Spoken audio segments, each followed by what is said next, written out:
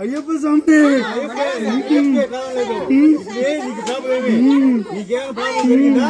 మీరు సమంగా పట్టించుకోవడం లేదు. ఎవరు పట్టించుకోలేదు. మీరే నువ్వే స్వాములందరినీ ఒక తావం చేయలేదు. అందరూ ఒక దగ్గర ఉన్నారు. ఇట్లా ఎక్కడున్నారు? దేవుళ్ళు ఆడున్నారు. ఎక్కడ కనిపించే స్వాములు ఎవరికి లేరు. నువ్వు అన్ని విద్యలు చెప్తున్నావు వాళ్ళకి. నా గురించి కరెక్ట్గా చెప్పినావా? ఏం చెప్పినావు? స్వాములు భద్రంగా తీసుకువస్తావా? నువ్వు పోయేసి బాధ్యత ఇస్తావా? నాకు ఆ బాధ్యత మీ వెనక ఉంటుంది. ప్రదక్షిణాలు చేపిస్తున్నావా? రోజు చేపించినావా? చెప్పు, నిజం చెప్పు.